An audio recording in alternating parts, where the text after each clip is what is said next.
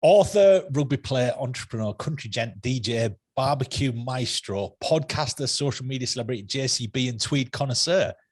Mr. James Haskell, how are you? Very good. Honestly, when people do the introductions or they try to go, what is it you do? And I'm like rolling my eyes going, I'm not actually sure what it is I do, but I have a lot of fun doing whatever it is I'm supposed to be doing. I'm a bit like, I said it before, a bit like Dick Van Dyke from the Mary Poppins movies. 1 minute I'm like a chimney sweep. The next minute I'm painting the street. The next minute I'm running a fairground. Like, you know, I don't know what's going on really, but I've got to sort of narrow that down because you can't have an intro like that. 50 things. What do you do? Everything. Hey, look, man of many talents. Yeah. Man of many talents. I was thinking about the intro and I'm thinking, how am I going to introduce him?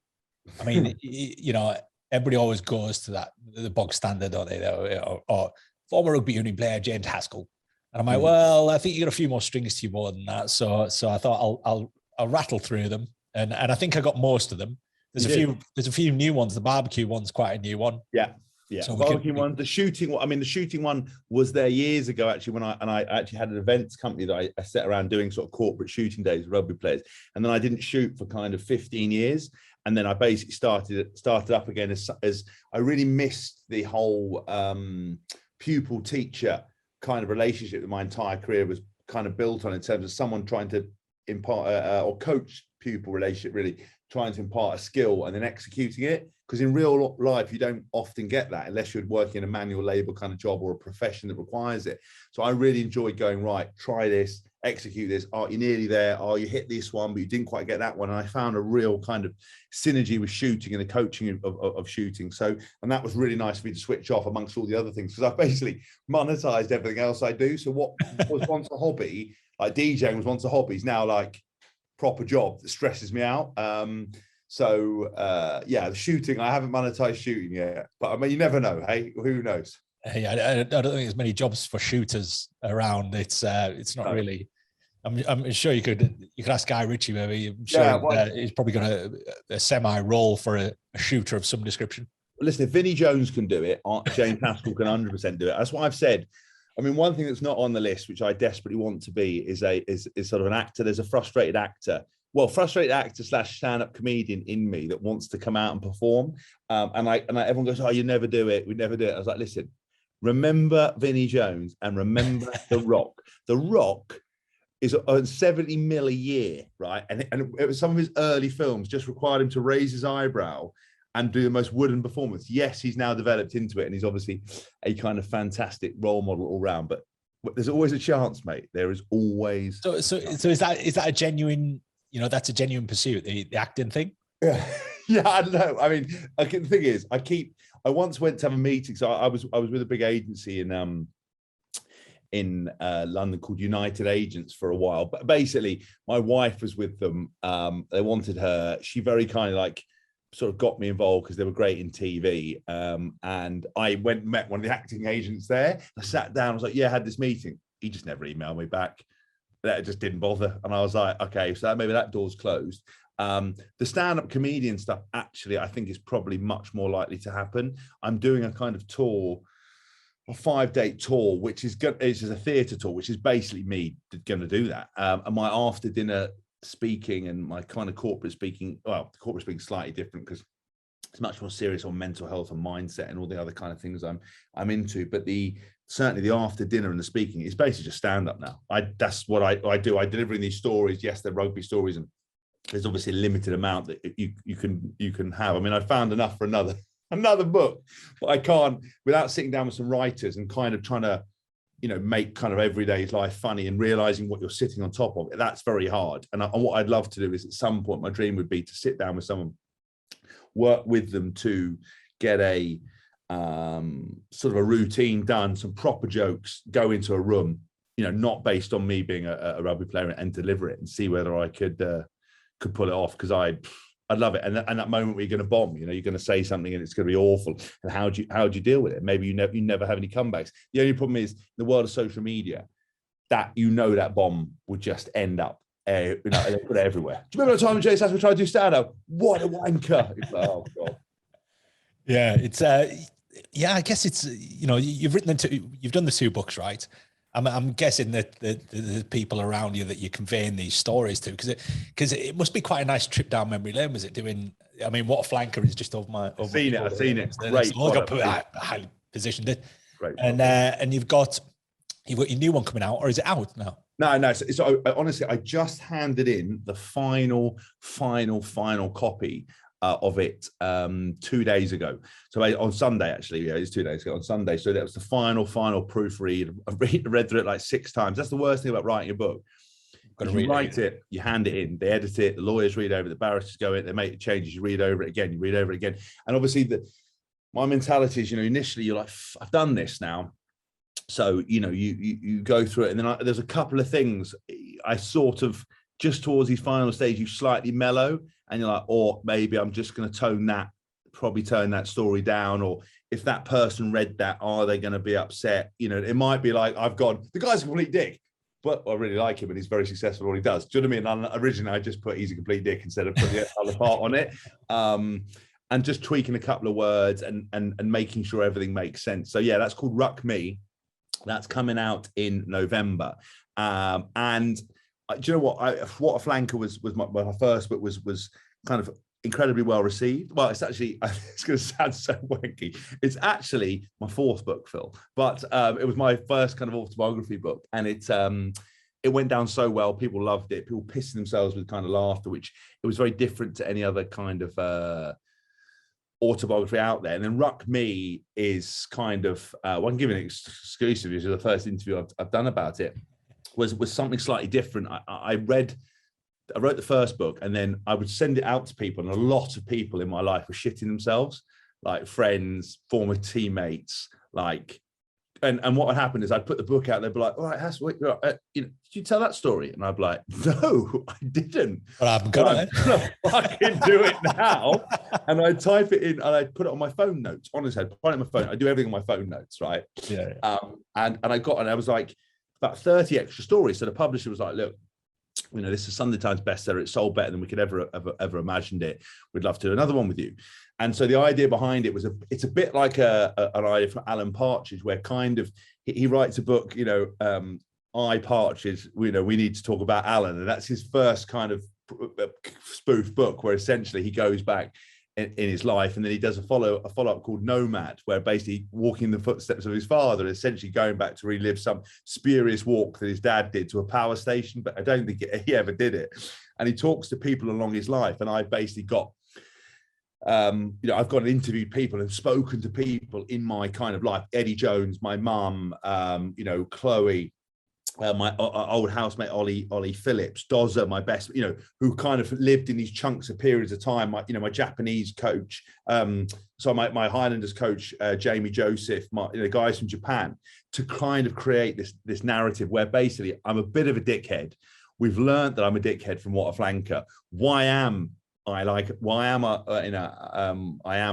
What is the reasoning behind it? And it's been an opportunity to then tell a whole load of other stories that I just completely forgot about, and they've then brought up loads of stories that I've completely forgotten about. So, and also they've been ruthless. Like, I mean, some of the character assassination that I've undergone in this book is unbelievable. Like, I had to check that these people were actually my friends.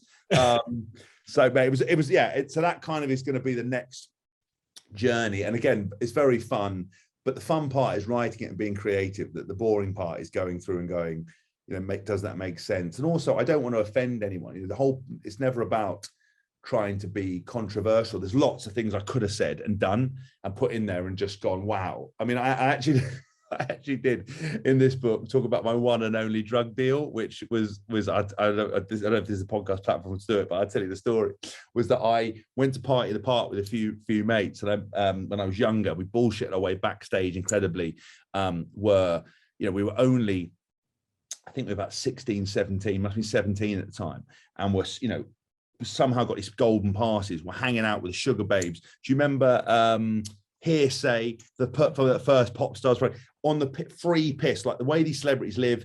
My mate took Lamar's pinstripe blazer that he used to wear when he was singing on the stage. Was just wreckheads. We left this place steaming, walked out, and this bloke went outside. I was like, want to buy a bit of weed? And I was like, never smoked weed, didn't know anything about drug, didn't do anything. All the other lads were like, well, you know, got it. So I was like, why am I in charge of this? Like, I don't even, I've never smoked. I wouldn't know what to do with it. Like, get a bit of weed. Hass was like, okay. And I assumed that was what we were going to do. So I remember bloke went, how much? It went 20 quid, because 20 quid was some hash. And I was like, is hash good, lads? Like, yeah, hash. Nobody knew what the fuck they were talking about. And it was such a load of bravado that I then was like, all right, mate, yeah, it's 20 quid. Gave me this thing. It was wrapped in clean film, and it was like really small. And I was like, oh, right, anyway, I went to unwrap it.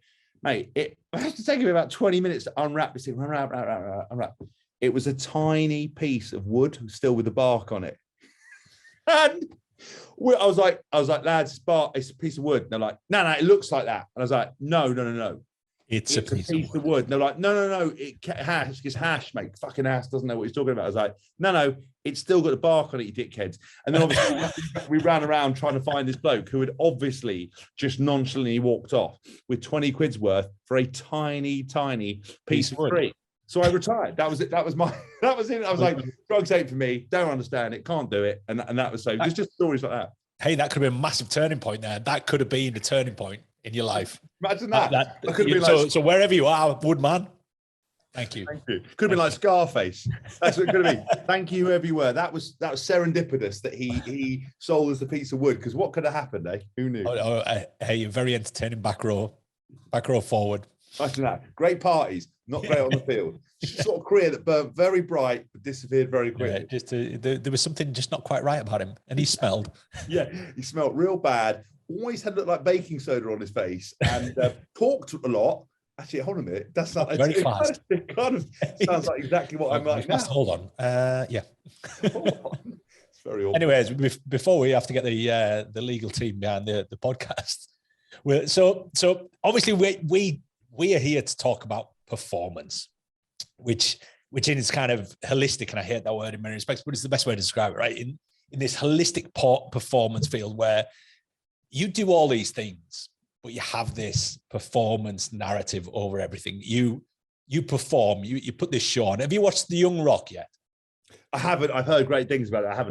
Watch it. You'll get exactly what I'm on about. So you put this, there's this show about you, which I think is that Marmite that I think you've kind of accepted about yourself, where, you know, people overhear you and you're quite accepting of that fact. I don't know whether you always have been, and again, we can maybe expand on that, but performance has always played this role in your life.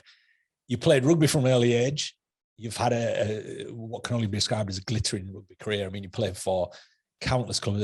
You've done 6 major clubs: Wasps, Stade Francais, Rico Black Rams, Highlanders, Wasps, Saints. Yeah. And you've represented Saxons, England, obviously, and the British and Irish Lions. So you've played a bit of rugby, right?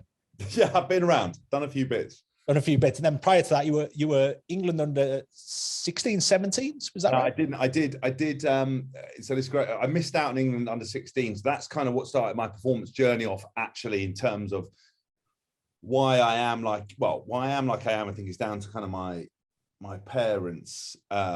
And obviously, I think some of it's kind of hardwired into you. It's really interesting if you look at it, being serious at the moment, in terms of that nature versus nurture, what's inherent in you and what you learn, and how quickly you learn, and what life lessons you have early on that can set you apart.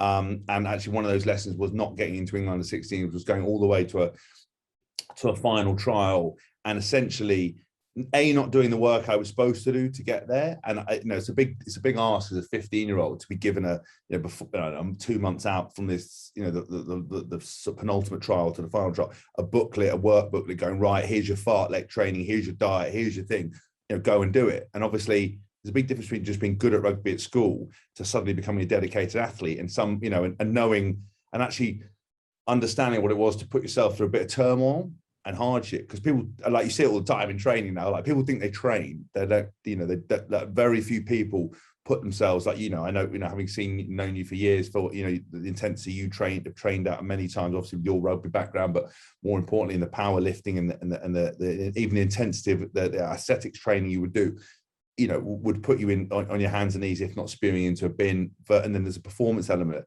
As a young player, you don't have that. You naturally kind of fit. We would actually do extra fitness training at Wellington College, where I was, but not to the degree. I had no concept. There was no quantifiable metrics of going, right, we're fitter or not fitter. You just one day, train really hard, like, oh, I'm fit now, but you didn't really know until someone puts you up against somebody else, and there's an element of competition.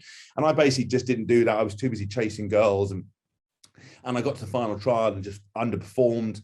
I mentally lost the battle before I got there. I was intimidated by my competition. I was very naive, posh little middle class schoolboy, not really had a lot of hardship or turmoil in his life, and that was a massive disappointment. And everything that been given to me on a plate essentially was suddenly taken away in that regard. And even though in the grand scheme of things it was nothing, at that time, in the optics I was seeing things through, that was everything. It was a first disappointment. I think it might be the first and last time I cried, as my Chloe says I'm sort of emotionally dead. But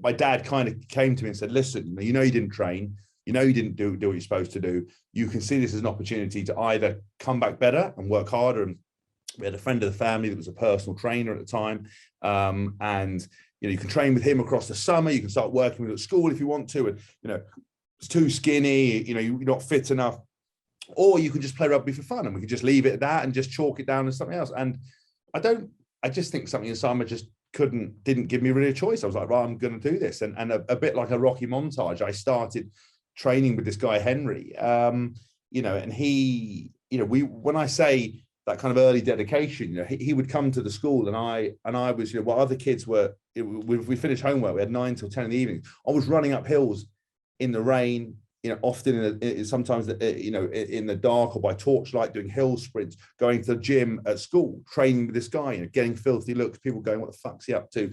Remember the first time someone gave me a bench press bar and not, just being able to lift the bar off and being able to do those kind of things. And it was out of that, because I basically saw the progression. I saw that hard work with a plan equaled results, and it changed. And 2 years later, or for the England under 18s, I came back and performed there and became captain, and I changed, and I was bigger. I was bigger and fitter than anybody else in that age group. And people, would always say, oh, you're on steroids, you've been on gear, you've been doing it. And I was like, do you know what? I never did that, obviously, because we were drug tested at that point. But it was the fact that I saw quite early on what you now see on social media and everything else, that if people are prepared to go work hard, others aren't. So if they're not prepared to do it themselves, they then question what your motives are and how you did it. And it was as simple as going, I've got a day off, I'm going to train with Henry. I'm going to go back to my parents' house, and I've got an afternoon. Henry's going to come around a couple of times a week, and we're going to make this happen. And I just became addicted to it. And then I think it fed into my own personal insecurities and self-confidence about not wanting to be a failure, that if I didn't train, again, I had to break a lot of this mindset, because I think if I had a drink, I was going to get unfit. I thought if I didn't train, I was going to get unfit. If I didn't lift, I was going to lose everything.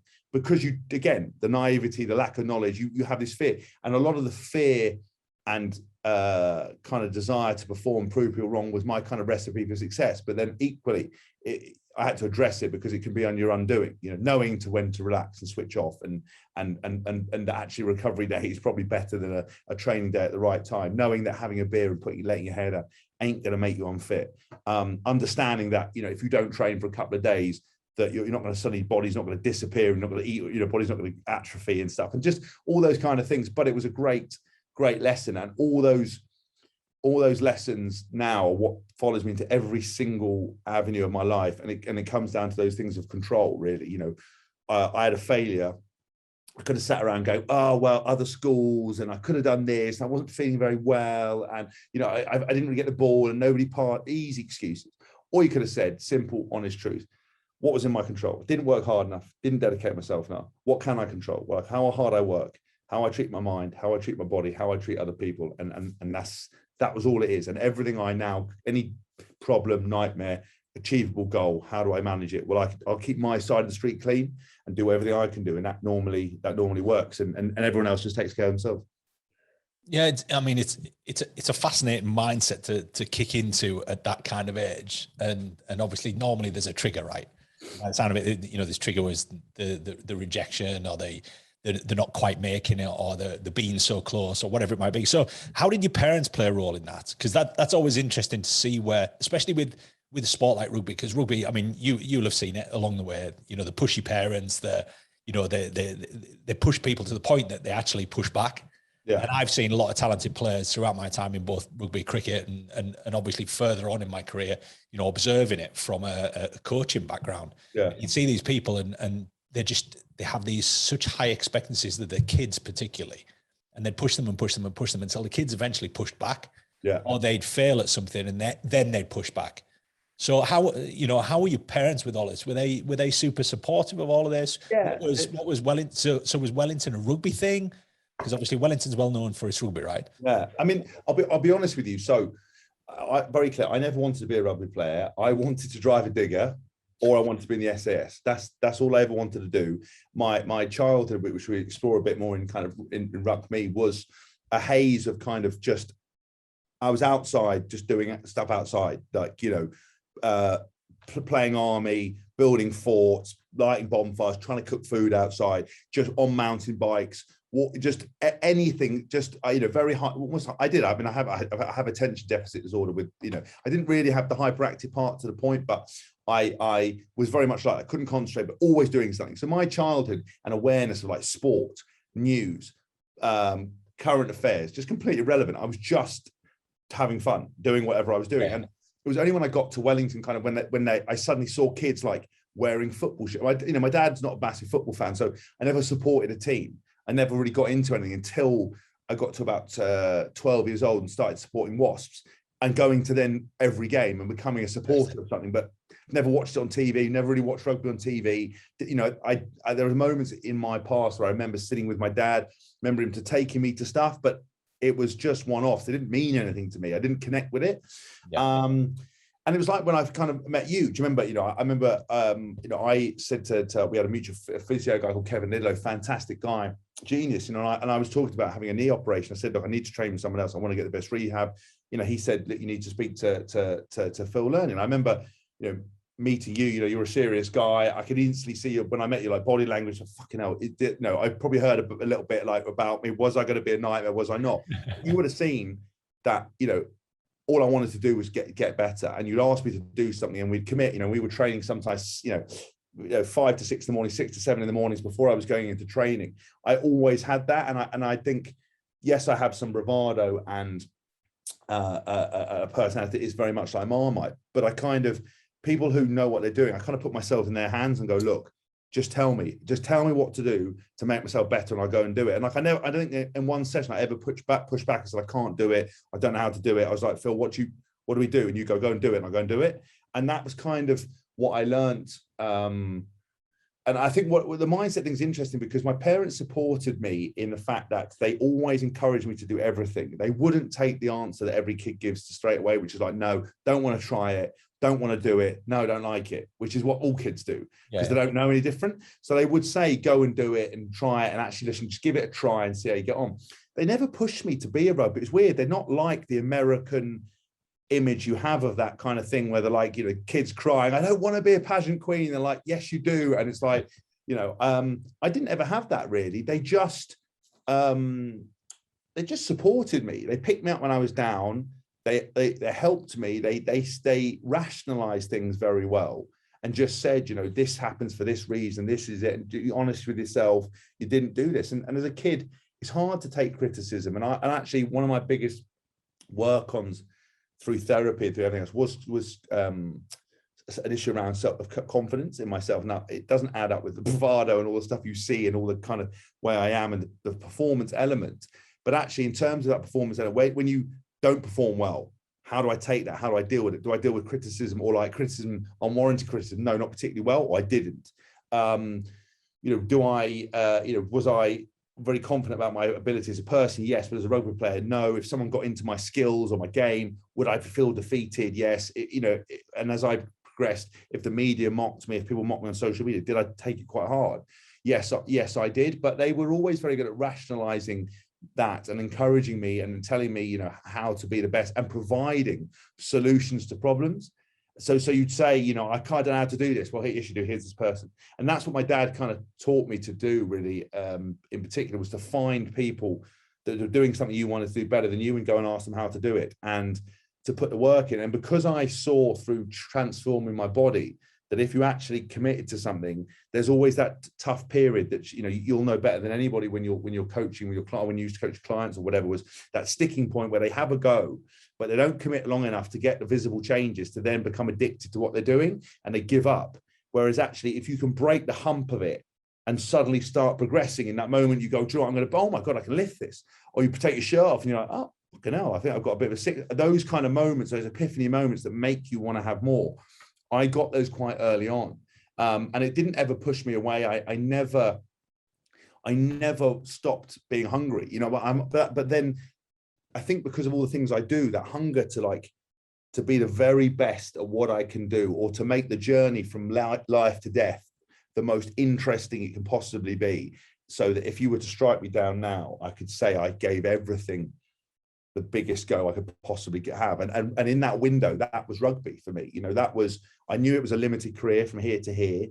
I knew that I made mistakes along the way in terms of getting not the work-life balance right, not getting quite what I needed right sometimes. But by the time I got that right, I knew that this is what the recipe was for success. And then there is always somebody doing what you want to do better, players doing better. So how do you get more of it? Now, the problem with that is that my career went in a flash in my regard, and I didn't celebrate as much of the success as I should have done, because I was always unfulfilled in terms of what I was doing and always wanted more. Like, I'd come in with you and we'd talk about this body, go, yeah, but Phil, I want to do this. And you're like, yeah, but James, it doesn't suit what you're trying to do. Yeah, okay, I want to be able to do this. Yeah, but hold a minute, we're trying to focus on this. You can't have that if you want that. And it's the same thing with this. You know, I want to take over the world. I want to be a world-class DJ. I want to be an author. I want to be a stand-up comedian. I want to do these things. And it's about trying to identify, A, what pays you well, B, you know, what do you got, or you know, sort of joint with that, what do you enjoy, and how to balance it out. And those lessons have been taken on. But I'm very grateful to my parents, because they certainly never.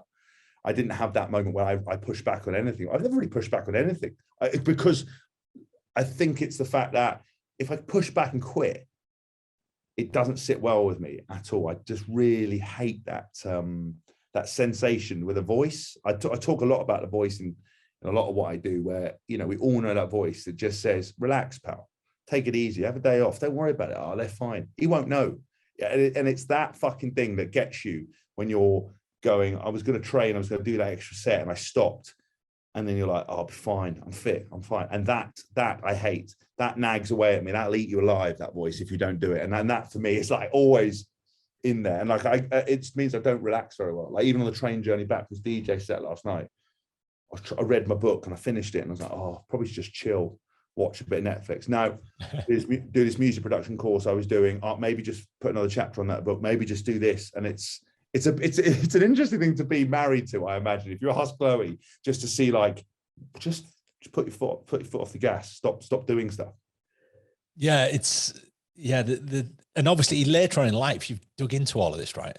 So you said about you've spoken to people about this, obviously retiring from rugby, which we'll get into, and there's certain things you've got to kind of dig back up again. And I think some of it you work out for yourself, right? As you get older, you mature, you look back and you reflect, and you go, oh, okay, this all adds up now. I know why I did this, and why I was driven to do this. And obviously you're pointing back at these things that motivate you. And you said about, failure worries you. And you said about the bravado, you've got all this bravado, and they often say, don't they, that, the bravado is often a thing that's masking an insecurity, or it's masking something, a lack of confidence in some facet of your life. And I always remember as a kid, I used to play up, and whenever I had opportunity, I tried to perform. I tried to be funny. I tried to be this, that, the other. Unfortunately, I wasn't terribly good at it, but I tried to be that person, because that was me, again, pushing back to some degree, and say, trying to make a statement when I was lacking in confidence in other areas. So obviously you've gone back and you've dug into this quite clearly, and you said that you'd had some counseling about various things.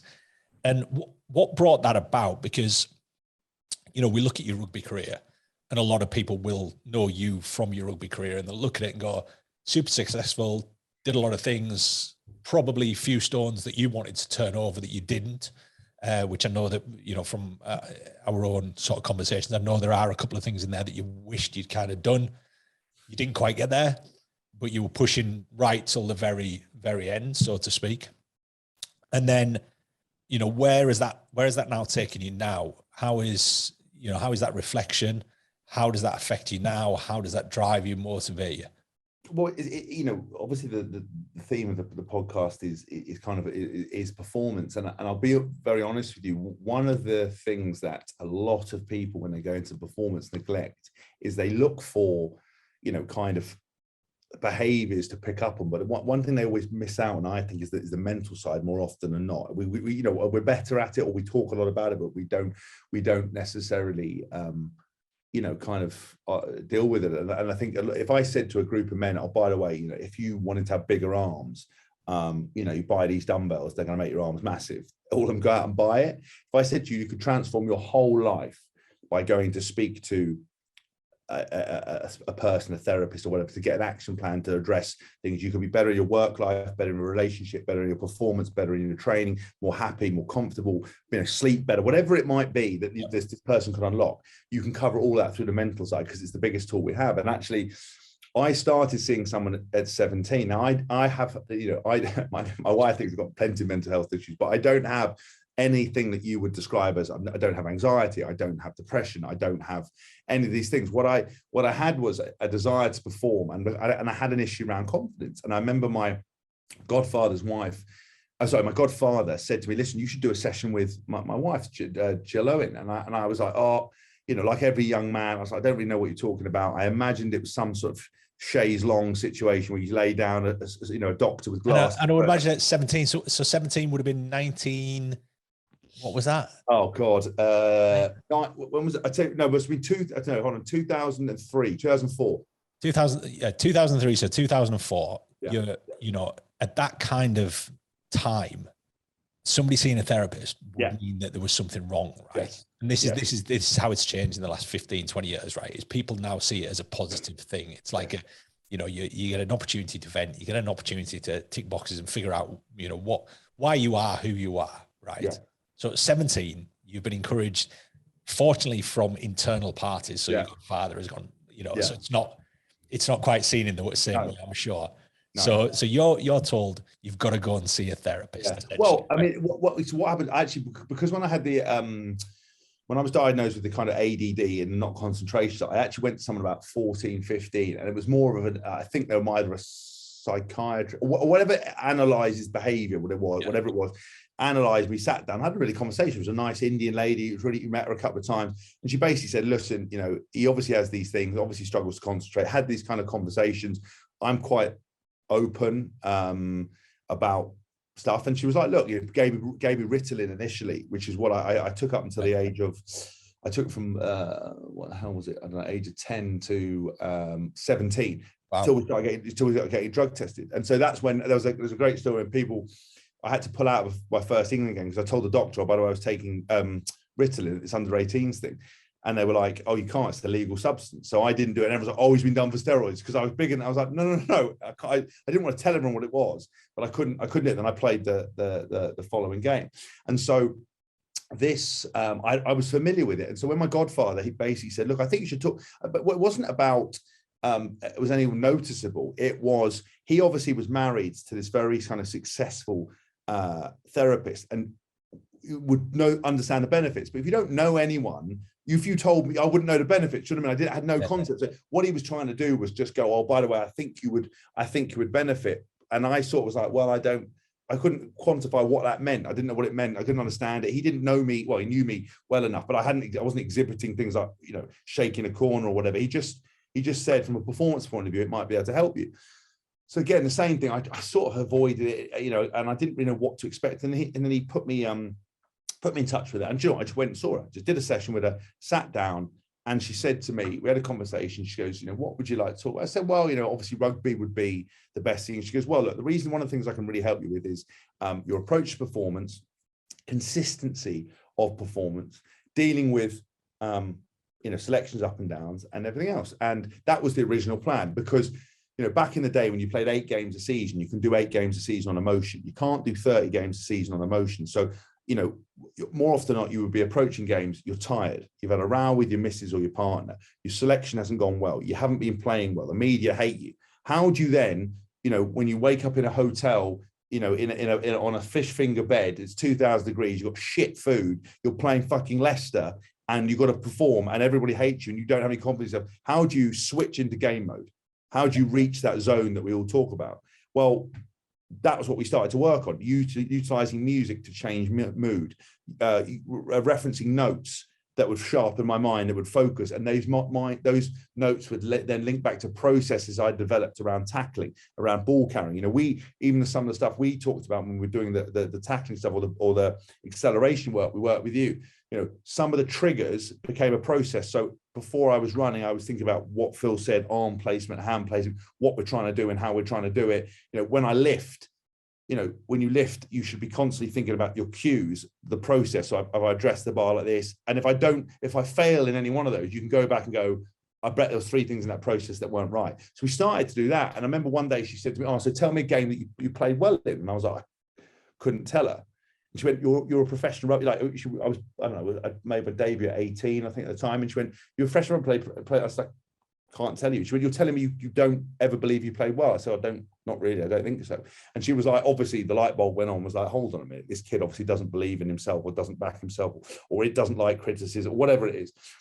And that was something we addressed along with the performance stuff. So while I was learning to deal with coaches who back in the day just sort of one approach to every player, as opposed to, you know, understanding the individual cognitive well-being of each person, just going, well, this is how we fucking did it in my day, so we're going to do it now, and just doing that approach, and not, you know, things like Sean Edwards, one of the best coaches, you know, I've ever worked with, but brutal to work with young, you know, when I was a young player, just coming up to me and going, right, Haskell, mate, there's too many mistakes around you today, kid, and walking off. You're like, what? Or Haskell, if you can't pass, just run, mate. You're like, and just say it in front of everyone, like, just not go, oh my God, you know, I can't do this. And being so nervous, then make a mistake, you go, fucking hell, you made another fucking, you're like, oh my God. And that stuff like that would kind of break you. So then I'd go and see Jill, and we deal with how to address it, and then how to utilize negativity as a fuel. You know, people always talk about this importance of using like positivity, but actually most people achieve stuff through life through negativity, trying to prove people wrong, trying to reverse what other people have said.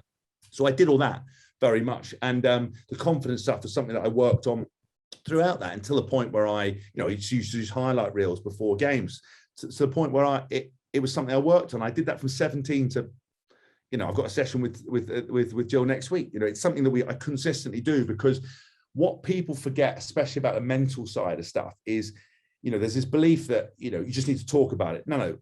First of all, the reason we encourage men especially to talk about stuff, it's not because we want to sit around and have a cry. It's because if you had the solutions to solve your fucking problems, you'd already have them. So what you do is you speak up, so someone can do something, or someone can direct you in the right way, to find someone to give you the tools to take action. You know, because you need change as well as just talk. And actually with her, I had that very early on, and I've always addressed that, and I've consistently done that. So it was just another box on the things of like what to change, you know. So it was like, right, I want to change my body. Who's the best person to do it? Right, Phil Learning. I want to change my performance, you know, nutrition. Let's speak to Phil. I want to change my mind and speak to Jill. I want to look at, at number 8 play. Let's find a performance coach. I want to look at my mental side. I build a shopping list. Physio. I need to look at my well-being, my physio, my medical, my supplementation, everything. And I just put everything that I can control, I broke down into manageable segments, which is about what performance is for me. It's going, you're not never going to have a bad day. You're not never going to feel tired. You're not never going to do these things, but what can you control? Well, just saying I want to be a better rugby player or a better performer doesn't work. What you got to go is go, well, that's the end goal. It's lovely. What's the thing I can manage today? Well, you know, if I want to be a better rugby player, let's see what I can split all those elements up to. And suddenly you have a spider diagram, 30 different avenues. And one of them could be sleep. And there's probably 20 things off sleep. You go, I want to be better, sleep better. Okay, right. What's your mattress like? What's your room temperature like? What's your preparation like? What's your hydration like? And suddenly you can drill down. And that is when people say, I don't know how to do it. It's because you're fucking looking at something that you can't possibly quantify. But actually, if you're worried about things you can control, and split them all up. And that's what I did with the psychological side. And I still have bad days in terms of, you know, if I perform at something, or I fuck something up, or I go on a TV show and I do something wrong, there'll be, you know, an hour where I'm like, fuck, really down about myself. I mess up a mix or a DJ mix, or I make a mistake. I can be inconsolable, you know, but it's for such a short period of time that I can then switch back into it. Whereas I didn't have the tools, you're carrying that baggage around, whereas you utilize it to very quickly turn your, they say where, you know, I think it's a stolen from, what's his name? Tim Robbins, when we say, you know, where focus goes, energy flows. And what I interpret that as is that if you've had a negative moment and both your head and your metaphorical attention are on that mistake, if you can break that cycle and divert it, utilizing music, making yourself laugh, seeing something, finding a new goal, seeing a positive, you change exactly where you're going. But if all you can see is that and you don't have the tools to get away with it or change that attention, that's where it goes wrong. And that mental side of that stuff, I would not be here, not in a kooky way of like I would have killed myself. Not like that. I just wouldn't have had the career. You wouldn't want to be talking to me. I wouldn't have done what I'm going to have done if I hadn't addressed that mental side.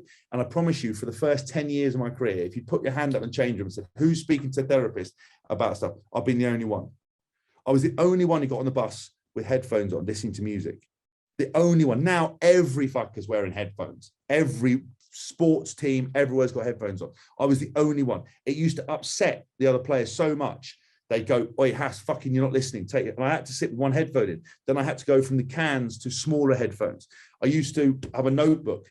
Why are you writing notes? Why are you fucking writing notes? What are you doing in there? Get your head out of the book. Listen to Coach. Listen to Lawrence. Listen to this. To the point where I had to put notes on the old iPhone. You'd write them in notes on your computer, plug in your old iPod even, and move them across as a text file. And I'd scroll around the wheel iPod and read them. And then the old video iPods, I used to have, I wanted to watch the motivational thing, couldn't take it, didn't have a laptop, wasn't great like that. So I put the videos on the video iPod. So I'd be sitting at the back of the bus listening to that, anything. And people would go, "Oh, you need to listen more." I go, yeah, and just do what I was going to do. And that's another rule. I always, for most of the time, I'll play the game. There's lots of players and teammates I've had who just so stubborn, but they forget rugby is a particular team sport. So someone will say to me, "Oh, you need to listen. You probably need to get your head out of a book." And I go, yeah. I just keep doing what I'm doing. You don't need to do that. You don't need to speak to someone. Yeah, sweet. You're probably right. Yeah, just fucking go and do it. We don't want you to do that. I don't think it's a good idea. Yeah, it's like, we don't need to be training with Phil. We don't think you need to be training other people when you're at WAS, with a physio team needs to look after. You don't need to see physio. You don't need to see Kevin did that. Well, yeah, right. Yeah, I will never do it again. Fuck off. I just won't tell him I did it. I just go and see you in the morning, or like go and get physio. Oh, you know, have you not seen the physio? Yeah, definitely not. And I've got like 2 appointments booked that week. Because you only get one career, only get one life.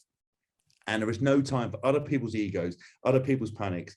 And yes, you know, there is some sage advice to take, you know, not overtraining. And I was guilty of doing things like that and going mad and trying to do everything in a working week. But yeah, those for me are the foundations. And the psychological side is just, mate, so important. And that's really interesting because, you know, going back to where you were in that career, do you think that was how your reputation almost carved out? Because you're doing things that nobody else is doing, right? So everybody's looking at you and going, "He's the rebellious kid, right? He's the rebellious rugby player. He's the one who never pays attention, never does what everybody else is told to do." And it almost is this sheep mentality, right? And I always remember when we played rugby, and again, I don't know whether this carried over into, you know, international or high-end club rugby, but we used to do the whole thing where everybody had, you know, they wrap their arms around each other and everybody would stamp on the floor and everybody count to 10. And it was this thing before you went out to play, right? But I would sit down on a bench behind them all because it just didn't do anything for me. It was this thing where, you know, and until I kind of got further on into my career where it was accepted that you could do something different to everybody else, it was always expected that you'd do the same as everybody, right? So when you're getting on the coach and everybody's having a bit of banter and everybody's doing this, that, the other, and you've got your headphones on, everybody thinks you're being rude, you're being arrogant, you're being a bit of a prick, you're being, you know, you're challenging authority, right? But there was no authority. It was just what everybody else was doing, right? Yeah. So do you think that was part of this reputation that sort of carried through your career? Look, there was 100%. I've always done what I wanted to do and what I was going to do. The difference is between me and another teammate is that, for example, say the fitness or the conditioning or the session wasn't conducive to what I needed to achieve. Some people in the individual sport, you can, you know, that's why people sack their trainers and coaches all the time, because they either doesn't work out, or the bloke pushes them too hard, or it breaks them, or whatever, or they or they keep saying they don't want to do it. Like more often than not, if a coach is very aggressive with a person that's just fundamentally lazy and they don't want it. You see it often with boxers, like, sometimes people, they train them too hard. They just don't want to do it. They don't want to do what it takes to go the full way. Or certainly I've seen at times. And it was what I would do where others would make a mistake was they'd kick off. I'd just do the session and then I'd wait until someone fit, and then I'd go and do what I was supposed to go and do. Yeah. I'd go and see Margot Wells after a rugby session going, right, listen, we just did this today. This is bollocks. Right. I need to work on this. I want to change my body. The nutritionist at WAS has given me some maxi muscle supplements. Right. Let's go and speak to Phil Learney and Matt Lovell. Let's go and have a chat. Let's get some fucking data. Let's see what we're going to do. But that coupled with like an extremely like sharp tongue and kind of love to be the center of attention. It's a very like heady mix of kind of like day one in WAS, someone giving me some shit and me just going straight back at them, like burying them and being quite quick-witted about it. That, never doing anything quietly, just bowling in and not like, I sort of said in me, I was a bit like that kid in, the Home Alone movie in the very first scene where the cars turn up, like the annoying kid from the neighbor comes over. Don't know if you remember it. And he's like, the guys are trying to load the car and he's like, how much mileage did you get? Oh, yeah. And he's like, And he's like, that was me as a kid. I imagine, like, annoying prick kid. You just want to push down a well. I imagine that's what I was kind of like. Then into an adult form, I walk into a room and I wouldn't sit quietly. I wouldn't conform. I wasn't purposely trying to be anything, because I'd sit and quiet and be humble. If they said to me, clean my boots, do this, do that, I would do it. But if someone got into me, I would just, I would just fire back. I couldn't help it. That coupled with doing things completely off piste, very differently, and always being on my own agenda, but not in a relation to a team, but, as I said, finishing training, going off and doing what I needed to do and being kind of quite vocal about it and seeing it. It makes people very uncomfortable. They want to hate you because I say stupid things at times to people, like to be 6'3", 120 kgs, loud performer, show off, doing his own thing. It's just going to make a mix where it makes people very uncomfortable. And I looked at players of my peers, your Tom Crofts, your Chris Robshaws, your Tom Reeses, all of them fantastic players, all of them professionals, completely different from me. And one of the things I explored in the first book, What Flanker, was my life would have been a lot easier if I could have just not been like I am, because it would have meant that I had a hard work, I had a dedication, I had everything else, but I would have been much more palatable as a person. And sometimes I tried to be that person, but actually coaches would be like, are you right? What's wrong? All the boys were like, what's wrong? And I'm like, I'm just trying to do what you all fucking asked me to do. And then at the end of it, I just went, forget it. I'm going to be my own man. I'm going to do it. Not everyone's going to like me. And I don't, people who say they don't worry about what other people think, I think they're kind of sort of a bit bullshitting. We humans like to be liked. No one wants to be ostracized. But equally, when you get older, you start to value the right people's opinions. And actually, you're a fan in the street, you're a fan in the stadium, who cares? It's not relevant to me. That doesn't matter. If your teammates respect you, and even with my experience, and I'm a celebrity, get me out of here. One of the things that, I was, according to Chloe and to lots of people who watched it, members of the public, I've never watched it back, said I was on fire. I had a couple of days where I was a bit ratty, but I was like myself. I was like I would be in real life. If people were being silly and moany and whingy, and I would just sharpen them up as I would in real life. I was true to myself. And then the media over here put me as a wife beater, bizarrely, and an angry person, a bully. And then when I left, we left the jungle, sat in the car with Chloe. Chloe was trying to be like in a roundabout way because they had cameras right in our faces and was trying to tell me. It subsequently turned out that obviously I'd had this kind of meteoric rise to popularity and then had been labeled kind of, the same level as Hitler in regards to this thing, and that it's been a bit of a media storm, and she'd had to go on TV. And I sort of got back to the hotel room very tired. I'd lost 12 kgs in 18 days. I was, exhausted. I was sick of talking to people, sick of being on camera, performing, and having no instant feedback. The one beauty of not being in a jungle is if I fuck up or do something in the media, Phil, you're great. You're so supportive of me. We've been friends for a long time. If I do something well or something happens or something good or bad, you'll message me and say, congratulations, mate, thinking of you. And I try to do the same for people I like. You don't always have to have the most intimate friendships, but as long as you know someone's watching, and just that nice little word, especially between men, I think is really important. But you don't have that in the jungle. You do something and you don't know whether it's gone down well. You don't know what they're filming, and they lure you into talking about everything. And you think, fucking hell, they're telling that story. This is good. And you find out none of it made it on, like none of it. So you go into that diary room, they ask you 30 questions about the day, and you go, oh wow, they're going to put that in. That's interesting. And they don't. They just put whatever they want to put in there, and sometimes it doesn't even make sense.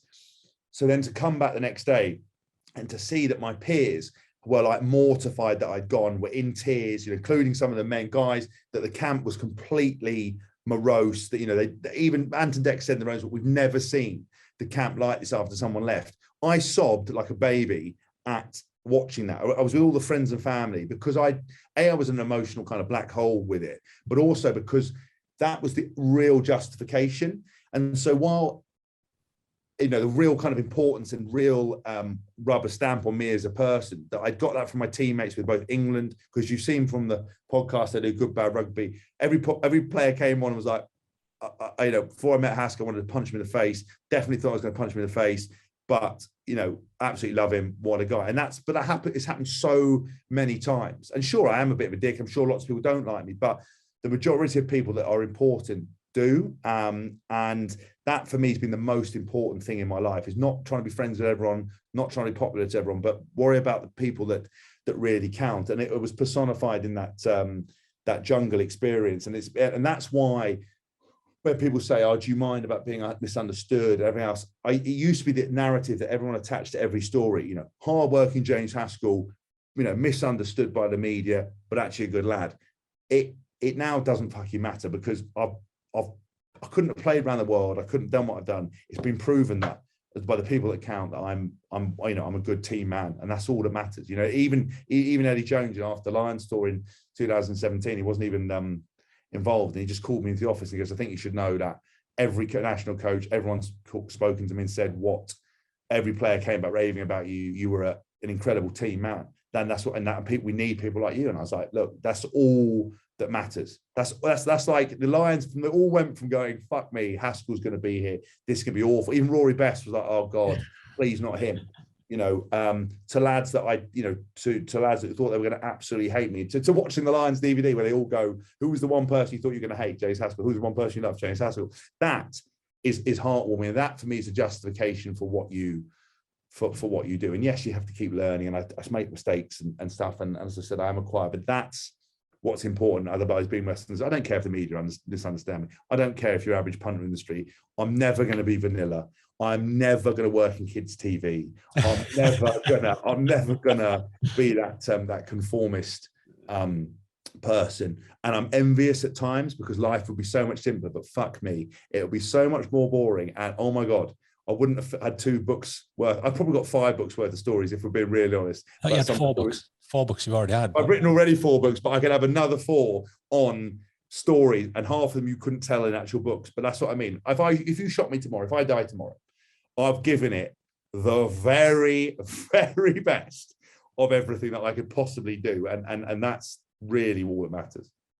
I think you should write that book that comes out the day that you're not around anymore. Yeah. I do know what, just go, look, nobody can sue me anymore. Yeah. So screw you. I'm gonna publish this. Put all those unfinished stories in there. But mate, imagine that. I mean, I think because Chloe and I, we always joke about like growing old together, and like we see like she sees a doddery old bloke with like quite a young sprightly woman. She's like, you're like that now, and I like like I'm shuffling across the street. She's kind of looking after me, feeding me, helping me go to the loo because my back's screwed, and we laugh about that, but also statistically, women last longer, don't they, than men or whatever it is. So if I could get it sewn into the contract that I'm going to pull the pin out of this grenade, I'm going to throw it, but she gets all the proceeds, then yeah. But I mean, to be honest with you, I really think the most important lesson for a lot of people is you should always care what people think, because they're important people that matter, but it's the ones that are actually worth worrying about. Not monkey47 at hotmail.com or on Twitter or whatever. Who gives a shit about? I think I might have had an email off him actually. Yeah, I think you might have done. Who cares what Who cares about monkey47? Yeah. Who cares if journalists that never made it where you made it. They talk about critics, and critics watch the battle from afar and come down and shoot the survivors. You've got to do it. People have got to comment, and you can get wrapped up in it. But actually, as long as your teammates, your work colleagues, your family can look in the eye and go, you're all right. And also you have to have the self-awareness to go, do you know what? You're not going to get it right all the time. You need to change. Because one of the things I think about performance is realizing that it's a performance that you have to constantly keep evolving, and you've got to have self-awareness, because there's nothing worse like when you sit down with someone and go, oh, by the way, look, you're like this. And they go, oh, what do you mean? And you're like, and if one person says it, perhaps you can take it with a pinch of salt. But if 30 people are telling you you're lazy, disorganized, and a nightmare, you're lazy and disorganized and a nightmare. Yeah. And that's the thing. People get shocked. They don't know. They're like, how? What do you mean? And you tell me. Yeah. And that's the thing. Why don't you tell me? Call me friend. Yeah. And I think people need to be prepared. I think that's how you improve in business. And I know all the stuff you do, working with helping develop people in the fitness world, their businesses, and actually having hard looks at yourself and going, well, I'm doing this and I'm fine, but let's have some hard words with yourself. And I think for me, I mean, it's easier for me to do it because I opened myself up early to therapy, to ask people actively and to go to people actively. I remember when we worked together, I'd actually come to you, look, what do you think of this? You'd watch a game, you see this, what do you want to do? And it's hard to put yourself out there. And getting that feedback is so important, because you're never going to improve. And then you've got to find the right people to do it, because there's nothing worse than saying you're crap and walking off. You're like, okay, well, how do I fix it? Yeah. What do I do about it? No, that was always a question I got asked about you. People are like, what's he like? Always the first question is like, what's he like? Yeah. And I gave some interesting answers, but it was typically, what's Haskell really like? I goes, well, he's probably not what you perceive him to be. Yeah. And I think, what you've stated there and what you've said is perfectly true. And I always say, look, the people that know you, anybody who criticizes you, who doesn't know you, like social media, right? All the time, people don't know you. People don't know any of the context. They don't understand anything about you, but they make an opinion about you. I've had people criticize me who I've never met. I've never done any work with. I've never, I had a guy left a book review. He'd never read my book. I know. He goes, it's a terrible book. I said, have you read it? He goes, no. And stuff like that, just it amazes me. It amazes me. But on the back of all this positivity, so you've worked on this mindset very early in your career. It's something that's clearly carried over with everything you've done since then. Everything right down to driving JCBs, whatever it might be, which we'll get onto as well. But how are you now? Because I know right now you're going through a little bit of a challenging time. You've got a big injury. You've got something that, again, I don't know the background of this, because again, I only got gist of it really from you, and you hadn't mentioned anything about it. Then all of a sudden I'm like, what? Yeah. You'd be ghosting me, and I was like, oh, by the way, I've been at walk break 8 weeks. You're like, oh, where do you go to make your guy feel bad? I was like, I wasn't. I was telling you. There's no roundabout way of saying it. Like, I am nearly paralyzed, but we should be fine. So tell me what happened. Was it an incident? Was it an ongoing thing? Was it a chronic, acute? What happened? Well, so the full, and I know where you're going with sort of the question in terms of like how am I now? What am I like? And what are my challenges? Because obviously, yeah, a lot of the stuff I'm talking about is historical, but a lot of those life lessons carry forward. I kind of had a very difficult period initially, retiring. Again, everybody was like, oh, you'll be fine, you're doing so much stuff. Right, well, before we get onto your back, let's talk about retirement, because again, this is the bravado, the adoration, all the stuff that goes with professional sport, right? And at the level that you were at, right? You played in some incredible places, right? You played in Japan, you played in France, you played in arenas where there are ridiculous fans, and rugby fans are proper fans. They are fans of the players, they're fans of the teams, and they adore the people that you guys are. And on obviously international rugby, right? Which again is probably a completely different scale, right? So you're going out in front of these thousands and thousands of people, millions potentially when you think about who's watching you on TV, and all of a sudden you're not doing that on a Saturday. You're going, you're going for a bit of lunch somewhere and, wander around the park, or, you'd be riding your digger around or whatever you do. And, and it's gone from that. So tell me about that, because that's something we've actually talked to with a couple of ex-professional sports people we've had on. And it's a challenging time, right? Yeah, it is. It kind of filters in because, I'm only 2 years retired now, essentially. I mean, obviously one of those years was straight sort of in retirement into COVID, basically.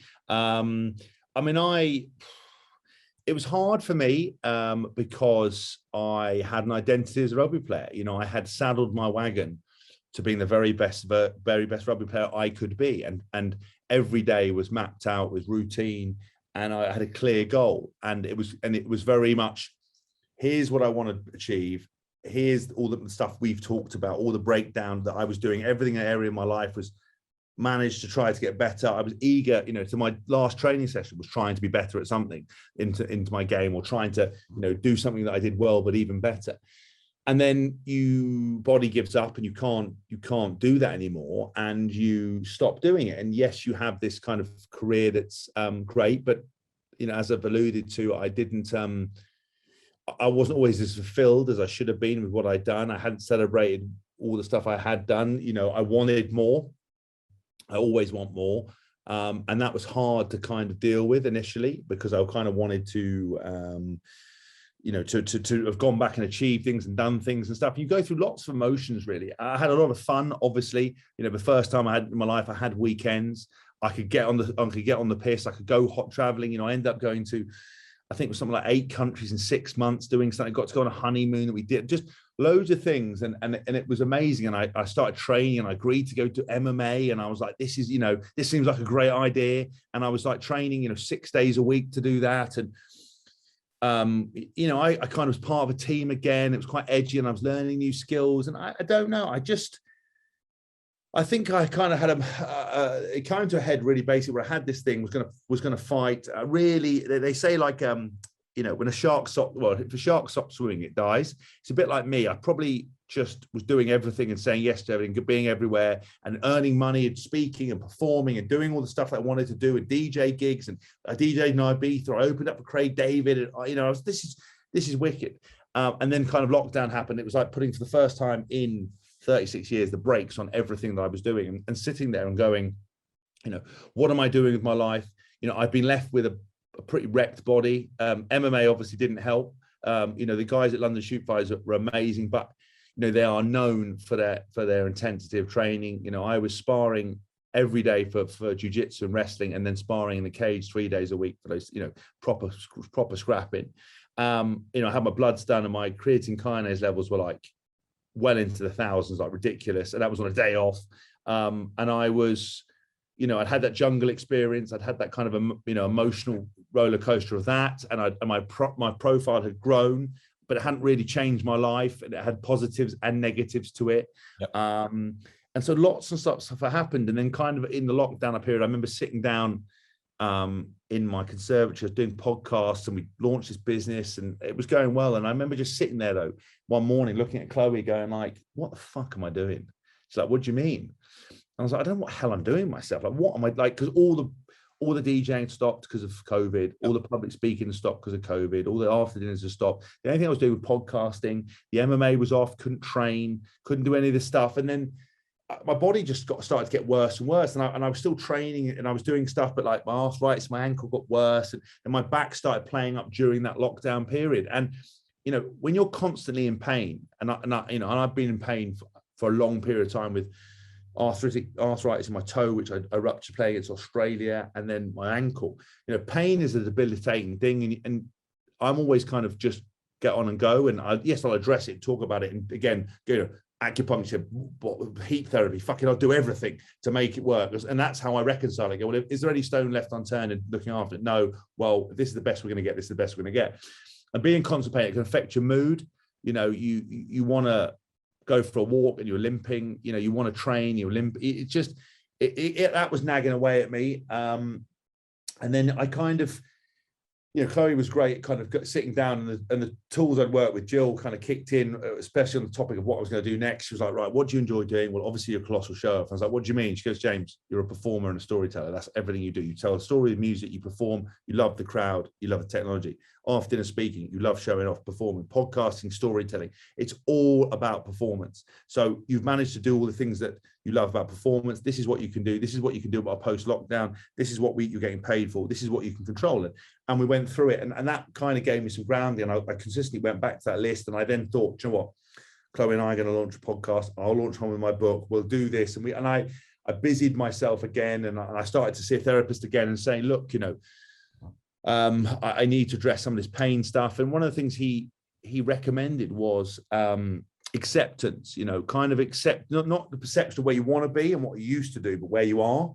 And then if you can accept where you are, it's then moving forward and what your limitations are. And I just wasn't used to that. My mind, I felt like I'm 21. I felt like I could still play, at that point, from my sort of knees upwards, I was fine. From my top of my shins upwards, I was fine. I tore my pec doing the MMA thing, stupid. I'd never torn a muscle in my life, but bloody doing that. And that was kind of interesting to rehab that. And I had some goals, but what I learned very much about the retirement stuff was routine. I needed a routine, so I needed to go breakfast at this time, wake up, train. I realized that I wanted to train, but I found someone to train with. As a great PT that lives in Northampton, used to be a performance coach for Northampton, a guy called Marco Finney. I just started going to him and going to pay to see him 3 days a week, not procrastinate, just to go, right, please set a program. Here's my goal. Let's see how big we can get. Let's see how lean we can get. Just having that kind of direction. And then managing my time better. I got a PA that kind of started managing my diary better. So I wasn't running around like a blue ass fly. I was giving time to stuff that I wanted to do. But the pain issue with the body was hard, and I don't have any medical insurance. A lot of insurance companies wouldn't touch me. So since I've retired, I've probably done about 25 to 30 grand on injections, operations, bits and pieces to manage. And the lockdown, my back got sort of worse, but I was managing it. And I had an injection about a year ago into my spine that kind of tried to calm it down. And then that then led to about it'll probably now be about 3 months ago, maybe. I bent over in the kitchen to pick something up. I felt brilliant. I was a bit like Icarus, flew too near the sun. I was like training the house down. I felt great. I mentally felt great. I bent over to pick something. I just went, back spasm. And it just got worse and worse, to the point where I was like shuffling around, couldn't stand up straight, was like bent over to my right. Went on holiday to Ibiza, like amazing, got to like go DJ back to back with Bob Sinclair and Simon Dunbar at Cafe Mambo's, all the while in like agony, like leaning up against the thing, taking morphine, diazepam and everything else just to be able to like function through this holiday. Nothing was touching the side. So I came back, had an MRI scan on the way to actually see the surgeon, the consultation, so that I got the MRI scan.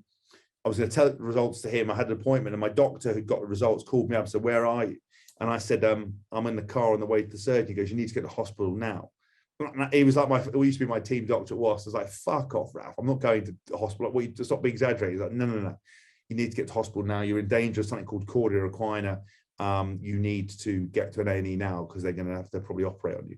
So I was like, listen, so it sent me the report, called everyone up, and I was like, listen, I'm going to have this operation. And basically, cordia equina is where your spinal cord is strangled by a disc, basically compressing it to the point. And my left knee was numb for that period of time. I was getting shooting pains in my leg, but not terrible. But I wasn't numb down there. Everything was still functioning. I was fine. And sitting down was okay. Got to the surgeon. Surgeon was like, look, yes, you're at high risk. Your disc is protruding. You don't have all the symptoms of this. I'm not going to operate, but I'll operate in a couple of days. He then got ill and then pushed it back. And I had the operation about 13 days ago now. And he said that when he opened me up, the disc was far more protruding into my spine than he thought it was. And it doesn't any wonder how I was in, I was in so much pain. And so that's kind of the story of kind of retirement, full of like mad highs, some, not bad lows, but just some resetting things. And again, the valuation of identity coupled with this background thing of a body that, like, for a 36-year-old is fucked. Today my back is okay. My arthritis in my ankle is awful. And I'm still, I limp around a lot. I caught sight of myself walking past a shop and I just limp around. Like, people call me limpy. I'm like, I'm sorry, you can hear me clicking upstairs. But in terms of like mental wise, I'm happy. But the retirement, as I said, it's been all those journey of things, and it's been fun, it's been good. Would I say that I'm still fighting for my identity? Yes. You know, do I know what I want to do? And do I enjoy everything I do? Yes. And that's the one thing that a lot of people fuck up in retirement and do, is that they go and do stuff they don't want to do or they don't like. And that's a surefire way of getting depression, because you've lived a journey with, you know, 40 lads every year for 18 seasons, traveled around the world, got paid good money to do what you love, and been healthy, fit, and had a reason for doing what you were doing. You suddenly don't. You suddenly have to earn money. The drop off in pay, you know, can be astronomical. And you sort of have to be very aware about it. A lot of lads jump in the city, go and do these other kind of stuff, and go and do this all these other work bits. And basically, they hate it. I love everything I do. So all the stuff you've listed, mate, I love it. Writing, love it. Podcasting, love it. Speaking, love it. All that kind of stuff. The only problem is, being a rugby player was a simpler life. You know, it was my identity. I was big. I was known for physicality. I had direction. I had a fixed wage, and I knew. And there was an attainable, like almost pinnacle of where you could go. In my life now, it's how do you quantify success? So last time my book was a Sunday Times bestseller. Well, you know, if it's not number one or number two or number three, you know, is it a failure? Do I need to sell more? You know, podcasting. Well, we had the number one podcast in the world at a period of time. So it's the biggest sport, one of the biggest sports shows in the world. The numbers are mad, you know, but it's not the same as lifting a trophy. It's not the same as going into battle with your friends. So for those things, that can be a little bit hard. You know, sorry, my voice wasn't breaking then. I started getting really emotional. No, I've got something stuck in my throat. And so for me, it's kind of quite, it's quite tricky, some of that stuff. And it's a constant evolution. And I think, you know, the pain thing and the body letting you down is probably one of the hardest things, because in my mind, you know, I was trying to fight. I want to get my black belt in jiu-jitsu. I want to do this stuff, but you're suddenly brought right back down to earth by going, right, this is your spinal cord. Now I've got to adapt to my training. You know, I haven't run since the day I retired. And I tried to a couple of times. I mean, I could run when I was doing the MMA stuff and I was flowing, my body was working. You know, I'd run up and down the gym doing footwork shuttles and stuff. And I haven't run since that. I haven't run since then. And I tried to do it once on a treadmill. And honestly, it was like and it must have been where this disc went. I was running like so upright that I don't know, I was like shooting pains in my legs. I was like, I can't do this. And I've never done that. And it's like, will I ever do that again? Do I need to try to run? I don't know. I've never really jogged. What's the story? And I'm like, I'm 36. Like I'm not ancient. Do you know what I mean? Hopefully I've got more life to live than the life I've had. So it is a real kind of weird period. But I will say this, I'm never putting a brave face on it. I'm very like upfront about it. I do have good days and bad days, but my life is very much on my own terms, which is a blessing. You know, I have a lot of fun. I spend a lot of time laughing. I spend a lot of time, you know, working and doing things I enjoy. And that's really important. Do I sometimes sit there when England are playing, you know, and especially that 2019 World Cup that I was going for, that I had to retire. Do I sit there going, fuck, I just love to do that. You know, watching the All Blacks or watching the Lions, go, fuck, man, I'd love, like, how good would that to be? And then all I see guys I train with doing MMA, and, you know, you start thinking, fuck, I'd love that contact. You know, how good would it be to be good? You watch, I mean, obviously, you know, in my wildest dreams, you know, even though I was born 40 times over, they're watching Canelo, you know, his head, you're like, oh, I'd love to be working on that stuff and that physical aspect of my life. So I don't have that. So I think my temper's got a bit shorter because I don't have that kind of stuff. So I'm a bit like, can be a bit snappier now, which is not great. And I think that coupled with sometimes being in pain, like people catch me at the wrong moment. I can be a bit more aggressive, but I try to be calm and fun, you know. I think stuff like that, though, you can't. It's very hard to gauge, but it's also hard to admit that that's actually happening. I think part of the fact is that you just said, I can be like that, and I know I'm like that.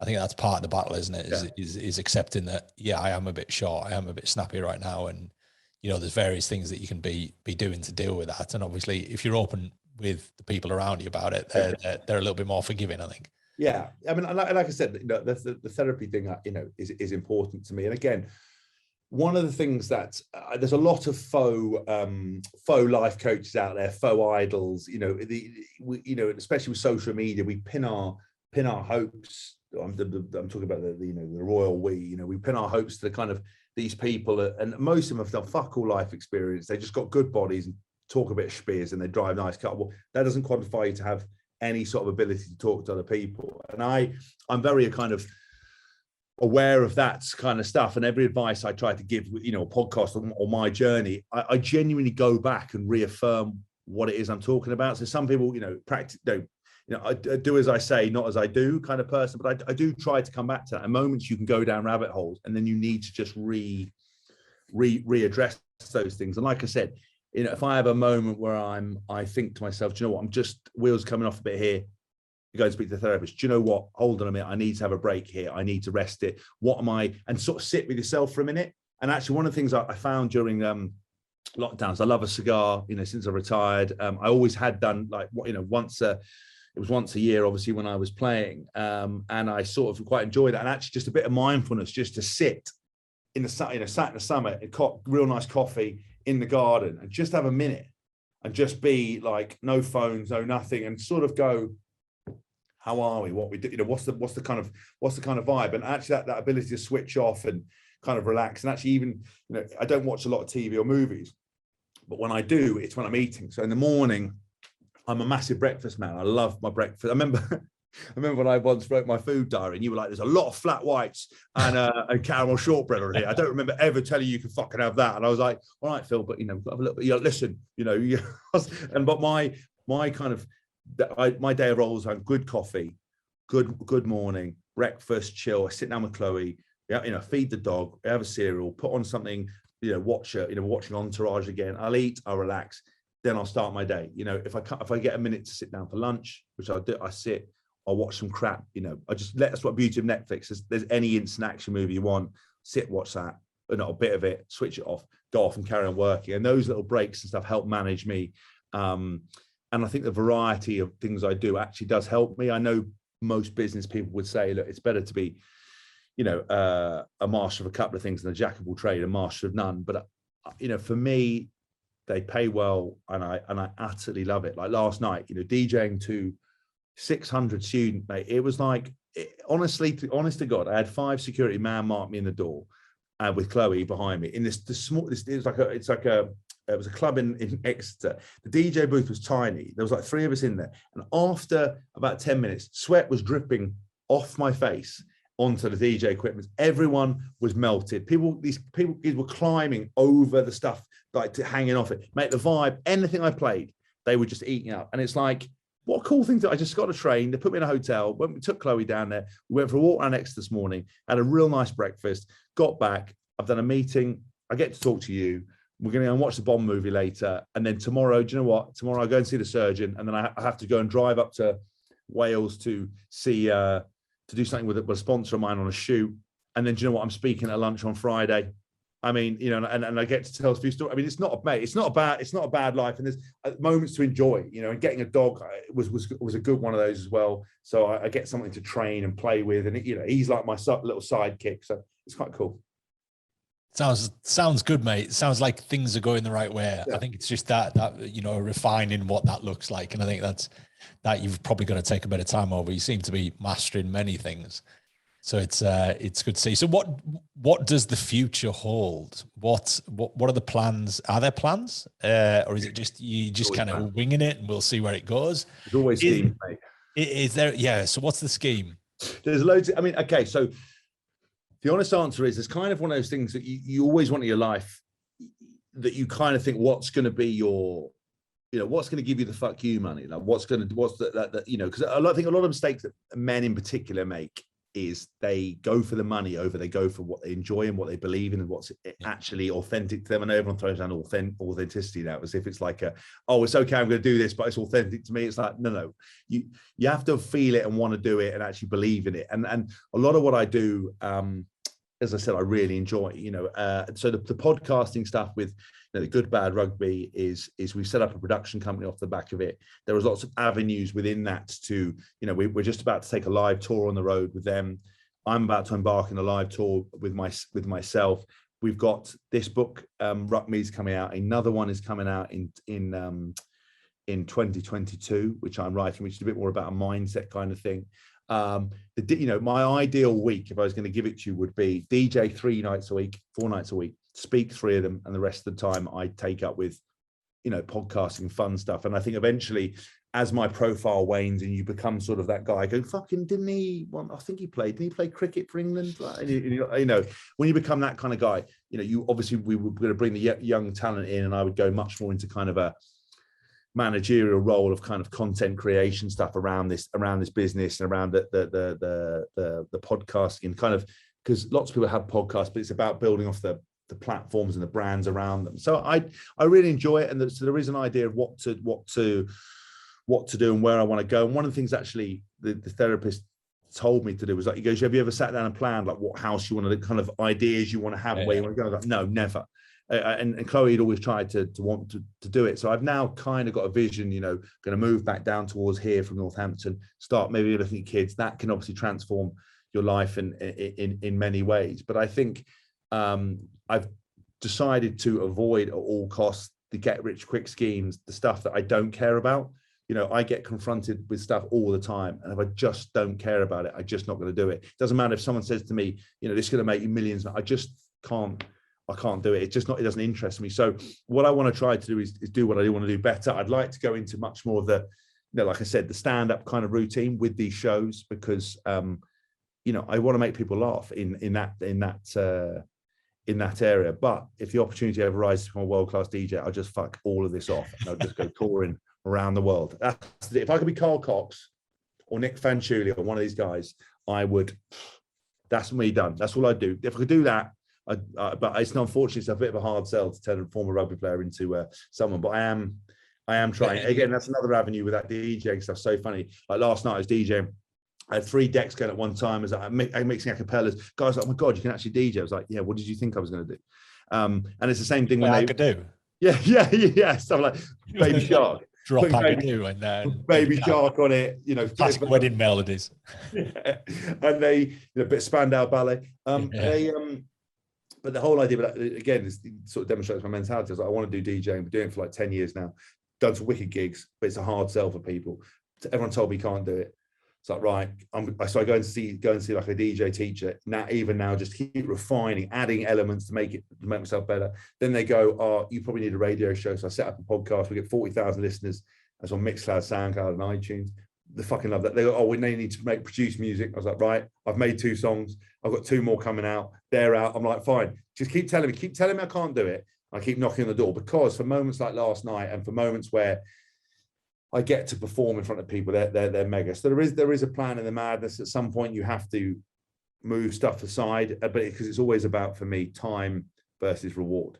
And like going down to Exeter to get paid what I paid last night, mate, it's just fucking no brainer.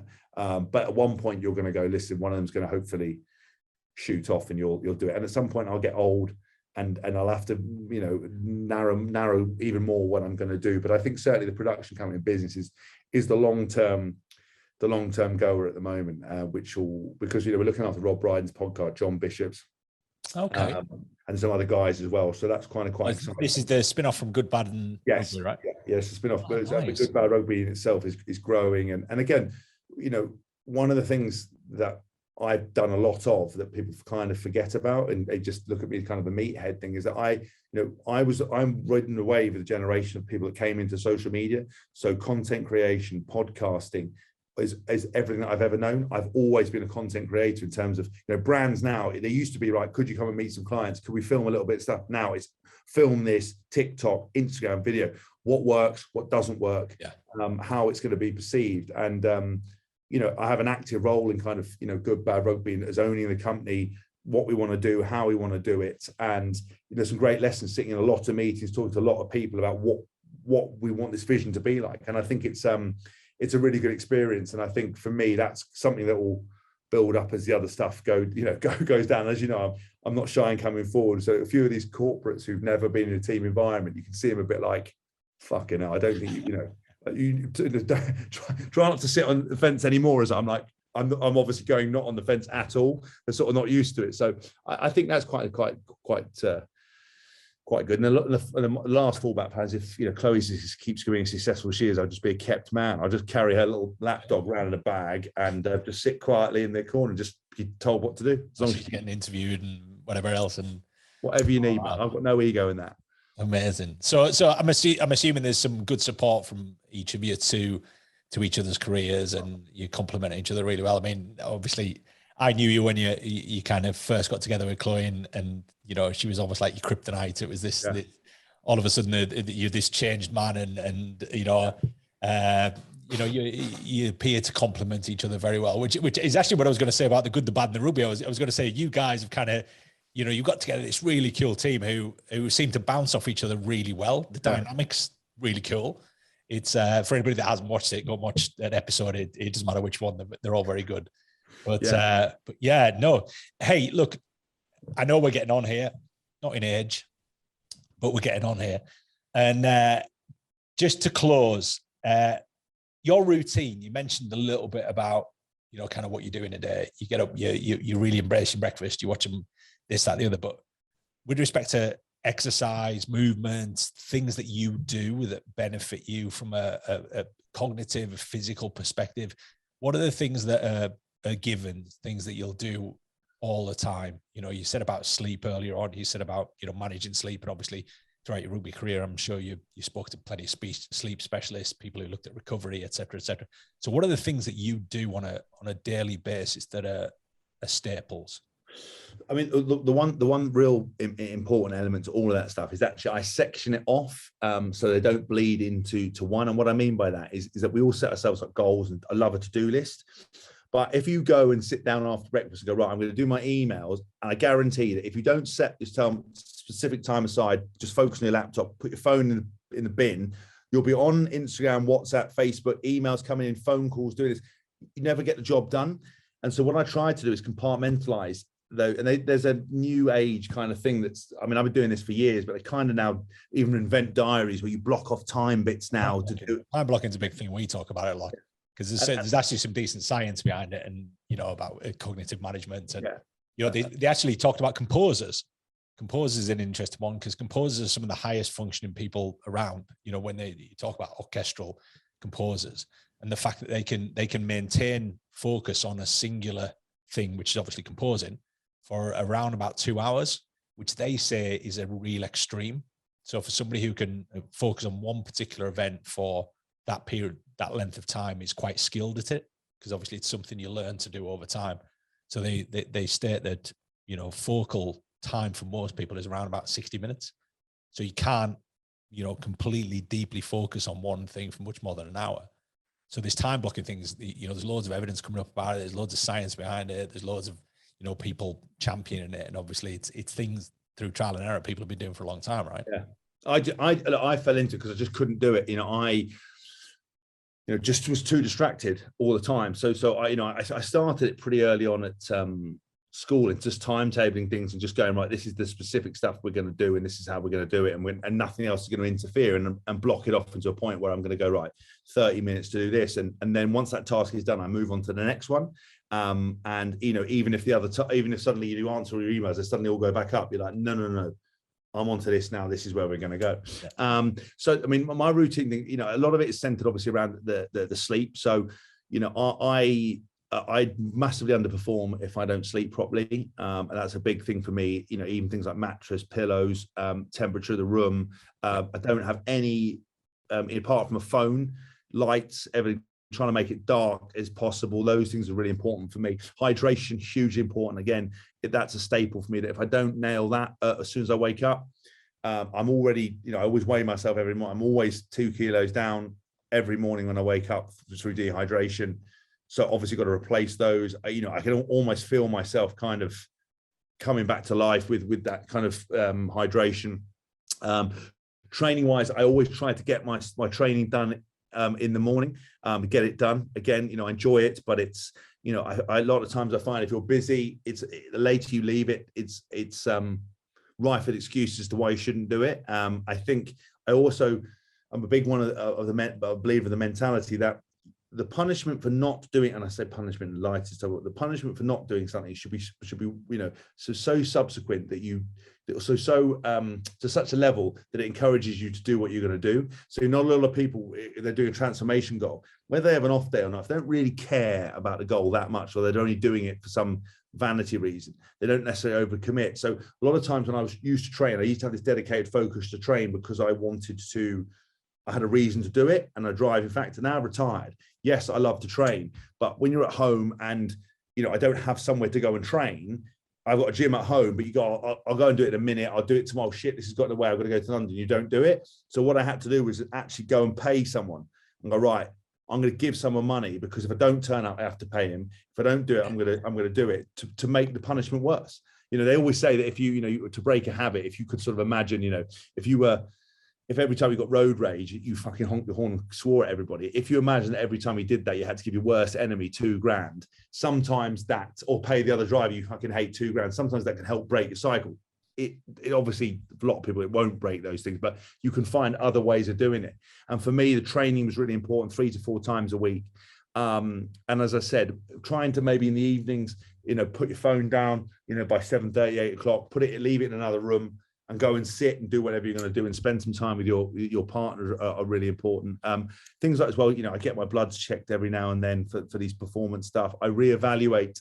I have those kind of longer term goals, but I set myself a to-do list every day that I try to fulfill. And everything that I sort of have is kind of goal orientated, with the training. So there's a clear thing about not trying to be bigger, faster, stronger, fitter, leaner.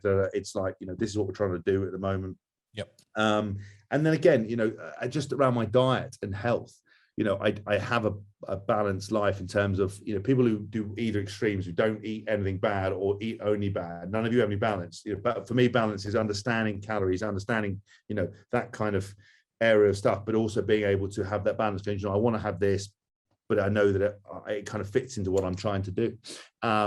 And so that's very important. And I go through periods of sort of intense tracking, and then I let my hair down and I sort of relax a little bit. And it's just a constant kind of reevaluation process of checking in with yourself and where you are and what you're heading in. And I often think the last part of the puzzle really is, if I'm wasting time doing something, say, for example, on my phone, going through Instagram, is there something I could be better doing with my time? Yeah.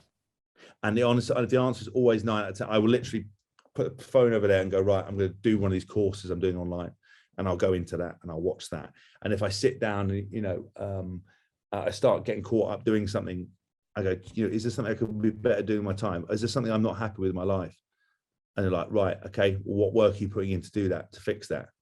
Nothing. Right, fucking go and do something about it. And then I'll sit down and go, right, what can I do that? It might be as simple as, DJing last night. Do you know what? I mean, this is just an example. Last night went great, but if I was like, I'm not happy with the way I'm DJing at the moment. Well, maybe it's, maybe you shouldn't DJ. No, well, hold a minute. What are you doing to help yourself be a better DJ? I'm not.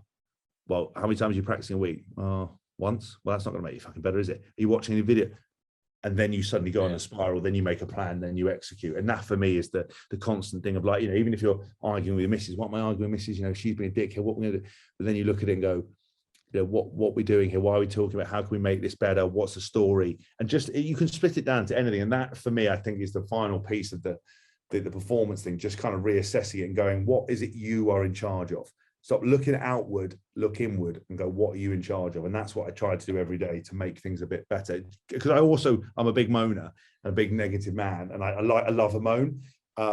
But it's only good if you're only allowed to moan if you do something about it. If you're one of these people in lives who just moan, just fuck all, then you're an awful person. I love moaning. I'll moan about anything, but I'll be the first one to get up and sort it. Yeah, I listened to your little melody the other day about the people queuing for petrol. Yeah. Yeah. Singing isn't on that list of things to do. God. Singing, I have the worst. Chloe loves it. My mum once said to Chloe that I'm in this new book. You're going to find out my mum fucking thinks. My mum thinks that I am basically a completely different person, completely different. And she once told Chloe that I can sing, and Chloe was like, "She's like, you can't, Susie." She was like mortified. She was like, almost had a row with her, and I was like, "Mum, I'm the worst singer in the history of singing," but she won't have it. So, but no, singing's not on the list. Is that the Welsh heritage? Yeah. Any Welsh heritage has to be able to sing. Yeah, I mean, if you can't, you just tell them they can. Yeah, exactly. I have to get you on Pop Idol or something like that. That would be an interesting TV show for you next. Oh my God. No Out of the way. jungle, straight into a celebrity talent show of some description. No. That'd be good. Well, thank you for your time. As always, I know it's quite late there, and you had a busy day yesterday, so I thoroughly appreciate your time. Thank you for coming on the Live on Form podcast and talking about life and your mindset. There's some fascinating stuff, some great take homes for people there, I'm sure. Thanks, mate. Listen, I really appreciate you having me on, and you know, if people want to follow me on Instagram or whatever, then that's great. And as I said, I try to kind of live live by what I preach. I make mistakes and everything else. And I think one thing that, you know, without being cheesy, a lot of what we're trying to talk about is the performance is the journey. It's the performance on the journey. You never really kind of reach where you're trying to get to. So then it's about the day to day and enjoying that day to day and trying to improve every day. And, you know, and some days you have good days, some days you have bad days. Sometimes we take steps forward and backwards, but we never really get where we're going. But no one ever tells you that. But it's just about being, you know, the best you can be on that particular day. And with respect to finding out, you're one of the few people I think it's not about finding you, it's about losing you in some respects. Right? Yeah. I mean, which platform can they not find you on? Snapchat. So your DJing stuff is literally every platform, going SoundCloud. You've got your YouTube channel, haven't you, for your DJing, which is great. Your Backrow beats. Good, Bad and Rugby is obviously one of your podcasts. Then you've got multiples of others. Best bet is probably your YouTube channel for all your personal ones, right? Yeah. And what a flanker for that. Well, basically just type in James Haskell on Apple and there'll be a lot of stuff. What a flanker, the podcast. Obviously got the books up, got my website. I mean, my website, www.jameshaskell.com. Everything's on there. It's very easy just to get. That's probably the best way to go. I should start saying that. Actually, the first time I've ever said it. Just go to my website. Just go to your website. It's all there. And social media. Just James Haskell. Yeah. Search it on Instagram, Facebook. Wonderful. Great to grab that name rather than having to be James Haskell 43. Yeah, nab that one. Yeah. Tip top. Thank you very much for your time, and we will speak again soon. Thanks, mate. See you, Phil.